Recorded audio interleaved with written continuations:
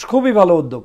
এই যে শাহবাগে তারা রমজানকে স্বাগত জানিয়ে তারা সেখানে অনুষ্ঠান করেছে। কোনোদিন শাহবাগে আপনি কোনো কাওয়ালি অনুষ্ঠান রাতের বেলা ইসলামিক বা মুভমেন্টের পক্ষে বা ধর্মীয় মূল্যবোধের পক্ষে কেউ কোনোদিন করতে পেরেছে গত 16 বছর? পারেনি। তো সেই জায়গা থেকে আমার মনে হচ্ছে যে আমরা খুব ভালো একটা সময় পার করছি। বরং আমার কাছে ভয় হচ্ছে এই ভালো সময়টাই কোনো রাজনৈতিক সংগঠন ক্ষমতায় আসলে কতটুকু গ্রহণীয় করে রাখা যাবে সেটা কিন্তু এখন রাজনীতিবিদদের কাছে আমাদের মনে হয় প্রশ্ন রেখে যেতে হবে। যখন তারা হয় আমাদের বিএনপির নেতাকর্মীরা বা জামাতের নেতাকর্মীরা বা অন্য দলের নেতাকর্মীরা ইউনূস সাহেবের সাথে যান এবং ফিরে আসেন, এর ভিতরে কিন্তু একটা সুন্দরতম সম্পর্ক দেখা যায়। কারণ ভিতরে ওই রকম বড় ধরনের বিশৃঙ্খলা করে বের হয়ে এসেছেন এমন কোনো নজির দেখি না। ঢোকেও হাসি মুখে, বেরও হয় হাসি মুখে, কিন্তু বিবৃতিটা হয় একটু ভিন্ন আদলে। তো ডক্টর মোহাম্মদ ইউনূস সঠিকটাই বলেছেন যে আমাদের সাথে কারোর সাথে বৈরতা হয়েছে কিংবা সম্পর্কের ঘাটতি হয়েছে এমনটা তিনি মনে করেন না। রাজনীতিতে বক্তব্য দেয়া এটা একটা সুন্দরতম লক্ষণ। আপনি দেখেন গত 16 বছর পর্যন্ত এই কথাগুলোই আমরা কোনোদিন বলতে পারতাম না। আওয়ামী লীগ কি করতো? আওয়ামী লীগের মূল সমস্যাটাই ছিল যে কোনো রাজনৈতিক চর্চাই ছিল না। এখন রাজনৈতিক চর্চা হতে গিয়ে বিএনপি জামাতের বিরুদ্ধে বলে, জামাত বিএনপির বিরুদ্ধে বলে। হ্যাঁ, সেটা যদি আওয়ামী ভাষায় হয় অবশ্যই সেটাকে আমরা কোনোভাবে অ্যাকসেপ্ট করব না, বাংলাদেশের মানুষ ক্ষমা করবে না, সেটা জামাত করলেও করবে না, বিএনপি করলেও করবে না। কিন্তু আমি মনে করি 5 তারিখের পট পরিবর্তনের পর থেকে বাংলাদেশের রাজনীতিবিদদের রাজনৈতিক বক্তব্য এবং সরকারের সাথে এক ধরনের ভিতরগত সম্পর্ক, এটা 2 ধরনের বাহিরে প্রকাশ পাচ্ছে। কিন্তু বাস্তবতা হচ্ছে এই, বাংলাদেশের প্রত্যেকটি রাজনৈতিক দলের নেতারা মনে করেন যে ডক্টর মোহাম্মদ ইউনূসই হচ্ছে আমাদের মূলত ফেসিবাদ মুক্ত পরবর্তী যে দেশ চলছে তার মূল কাণ্ডারি, এবং তার নেতৃত্বে এই দেশে এখন যদি এই সরকার ব্যবস্থা না চলে তাহলে অবশ্যই দেশ ক্ষতিগ্রস্ত হবে, জাতি ক্ষতিগ্রস্ত হবে, এমনকি গণতান্ত্রিক পথে আমরা যেতে পারবো না। আমি বিশ্বাস করি এটা বাংলাদেশের সর্ববৃহৎ দল বাংলাদেশ জাতীয়তাবাদী দল বিশ্বাস করে, সেকেন্ড লার্জেস্ট পার্টি জামাত ইসলাম বিশ্বাস করে, তার সাথে অন্যান্য ডানপন্থী বামপন্থী সকল রাজনৈতিক দল এতটুকু বিশ্বাস করে যে এই মুহূর্তে ডক্টর মোহাম্মদ ইউনূসের বিকল্প কিছুই নেই।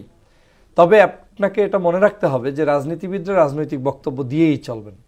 তারা যতই পাবেন কোনোটাতেই সন্তুষ্ট থাকবেন না, সেটা আমার দল হোক আর একজনের দল হোক, কেউ না, প্রত্যেকেই তারা এটাকে প্রেশার হিসাবে দিয়ে যাবেন, বক্তব্যগুলো রাখবেন। এজন্যই তারা যে কোনো মূল্যে ওই গণতান্ত্রিক জায়গাটাতে গিয়ে একটি সুষ্ঠু সুন্দর নির্বাচনের পথে গিয়ে প্রত্যেকটি রাজনৈতিক দলই তার একটা লক্ষ্যবস্তু থাকে যে জনগণের খেদমত করবে, মানুষের কল্যাণে কাজ করবে, রাষ্ট্রের কল্যাণে কাজ করবে। সেই জায়গা থেকে ক্ষমতায় যেতে চাবে এবং রাষ্ট্র সংস্কার বলেন যাই বলেন সব কিছুতে পাওয়ার পলিটিক্স এখানে ইনভলভ। তো সেই জায়গা থেকে বিএনপির ভারপ্রাপ্ত চেয়ারম্যান জনাব তারেক রহমান সাহেব যে বক্তব্য দিয়েছেন সেটারও যেমন যৌক্তিকতা রয়েছে, কিন্তু ডক্টর মোহাম্মদ ইউনূস সাহেবের আনসারগুলোও যথেষ্ট সুন্দর এবং সদুত্তর উনি দিয়েছেন বলে আমি মনে করি। আমি ডক্টর মোহাম্মদ ইউনূস সাহেবের প্রত্যেকটি বক্তব্যই বিশ্লেষণ করার চেষ্টা করি এবং ওনাদের বডি ল্যাঙ্গুয়েজগুলো আমি দেখার চেষ্টা করি যে যখন তারা হয় আমাদের বিএনপির নেতাকর্মীরা বা জামাতের নেতাকর্মীরা বা অন্য দলের নেতাকর্মীরা ইউনূস সাহেবের সাথে যান এবং ফিরে আসেন, এর ভিতরে কিন্তু একটা সুন্দরতম সম্পর্ক দেখা যায়। কারণ ভিতরে ওই রকম বড় ধরনের বিশৃঙ্খলা করে বের হয়ে এসেছেন এমন কোনো নজির দেখি না। ঢোকেও হাসি মুখে, বেরও হয় হাসি মুখে, কিন্তু বিবৃতিটা হয় একটু ভিন্ন আদলে। তো ডক্টর মোহাম্মদ ইউনূস সঠিকটাই বলেছেন যে আমাদের সাথে কারোর সাথে বৈরতা হয়েছে কিংবা সম্পর্কের ঘাটতি হয়েছে এমনটা তিনি মনে করেন না। রাজনীতিতে বক্তব্য দেয়া এটা একটা সুন্দরতম লক্ষণ। আপনি দেখেন গত 16 বছর পর্যন্ত এই কথাগুলোই আমরা কোনোদিন বলতে পারতাম না।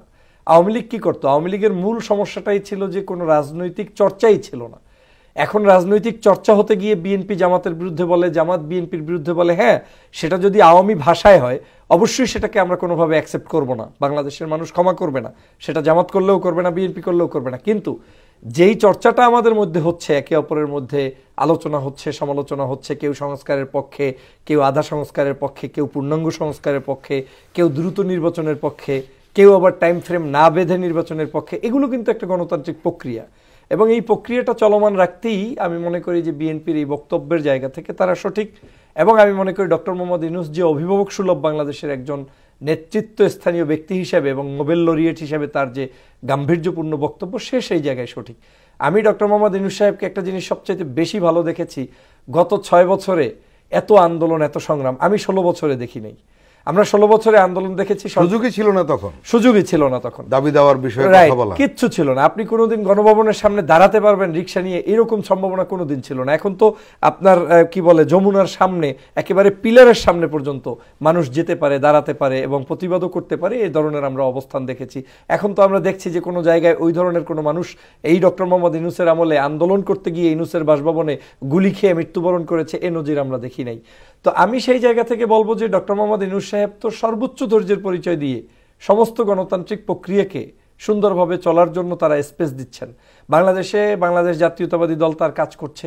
জামাত ইসলাম আপনি দেখেন গত 16 বছর কোনো একটা অফিস পর্যন্ত ওপেন করতে পারে নাই, সব সিলগালা করা ছিল। সারা বাংলাদেশে তারা ইউনিয়ন, ওয়ার্ড, এমনকি প্রত্যেকটা জায়গায় পর্যন্ত কাজ করছে। লাস্ট গতকালকে দেখলাম খুবই ভালো উদ্যোগ, এই যে শাহবাগে তারা রমজানকে স্বাগত জানিয়ে তারা সেখানে অনুষ্ঠান করেছে। কোনোদিন শাহবাগে আপনি কোনো কাওয়ালি অনুষ্ঠান রাতের বেলা ইসলামিক বা মুভমেন্টের পক্ষে বা ধর্মীয় মূল্যবোধের পক্ষে কেউ কোনোদিন করতে পেরেছে? গত 16 বছর পারেনি। তো সেই জায়গা থেকে আমার মনে হচ্ছে যে আমরা খুব ভালো একটা সময় পার করছি। বরং আমার কাছে ভয় হচ্ছে এই ভালো সময়টাই কোনো রাজনৈতিক সংগঠন ক্ষমতায় আসলে কতটুকু গ্রহণীয় করে রাখা যাবে, সেটা কিন্তু এখন রাজনীতিবিদদের কাছে আমাদের মনে হয় প্রশ্ন রেখে যেতে হবে। মাহবুব মোর্শেদ।